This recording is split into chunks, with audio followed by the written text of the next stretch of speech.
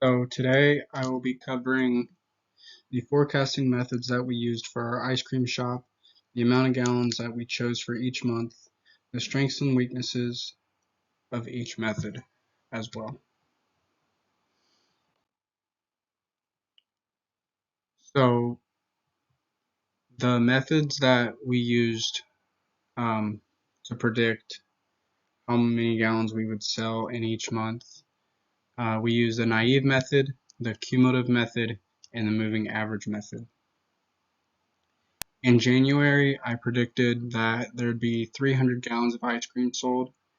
February, there'd be 300 gallons sold as well. March would raise to 350. April would raise to 400. May would raise to 500. June to 600. July, there'd be an increase of 300, so we would have 900 gallons of ice cream sold in July. August, we started to decline to 650. And then September through December we declined as well, because um, that's moving towards the colder time of year where I'm from. So the naive method had, in my opinion, the most amount of error out of all of the methods that I used. But on the other side of that, it was helpful in a sense to where um, the predictions that it gave me were more lenient.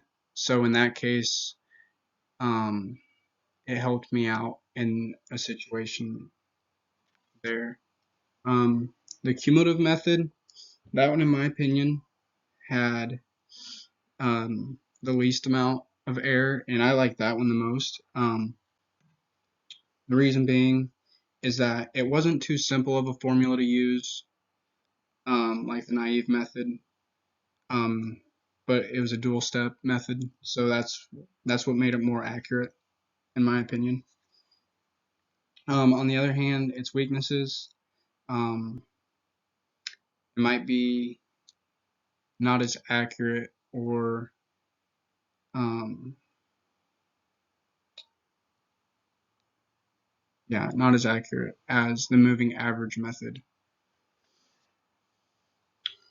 The moving average method, in my opinion, it definitely had the least amount of error, but on the other hand, um, it also had the most amount of formulas that you had to use to find the predictions that it gave you. So that's one weakness about it, is that it had a multi-step formula method.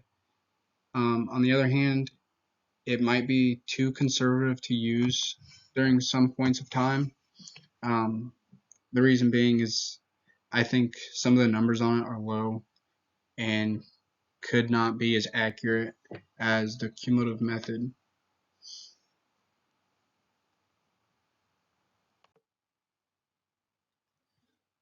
So the seasonality and location affects how much ice cream will be sold in the wintertime, and also transitioning from winter to spring and fall to winter.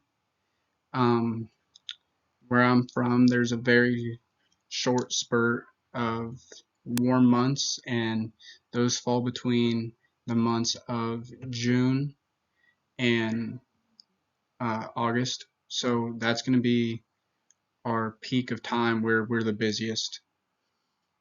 So in those other months, we're definitely not going to sell as much ice cream as we would in from June to August.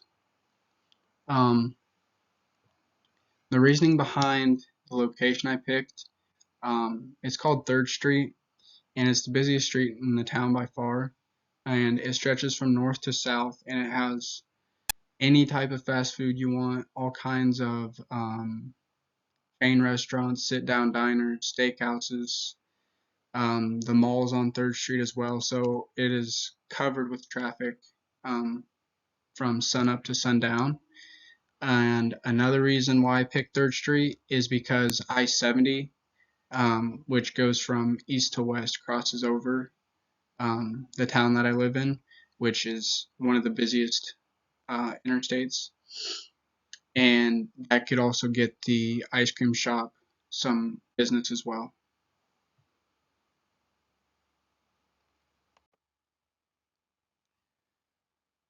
So I decided to change some of my numbers, and the reason being is that um, I looked back at them and I thought that they could be better than what they were. So in September, my original number was at 550 and I raised it to 600. For October, my initial gallons sold was 500 and I decreased that to 400 just because of the colder months. I figured that since winter was around the corner, we definitely wouldn't be selling as much as we did during the summertime. So I took that into consideration. November, the initial gallons sold was 400. I decreased that to 300 again just because November time, it's below 40s here all the time during that month. And then December, I decreased it to 300 and the initial was 350. I was a little more conservative on those numbers because I wanted to be as accurate as possible, and I think those numbers, the initial numbers, were not as accurate as the changes that I made. The level of certainty that I have with these numbers, I'd probably give it a 65% just because it's hard to predict everything, especially in a year's worth, where there could be weather implications, there could be, shortage of dairy products, and we may not account for that at the beginning of the year, and we can't predict what happens for the future. We can only hope that um, we'll have good business. So I think that the numbers that I chose were pretty solid in my opinion, and um, I also really enjoyed doing this project. It made me have a creative mindset towards the ice cream shop, and it gave me a challenge of how I would use supply chain as well.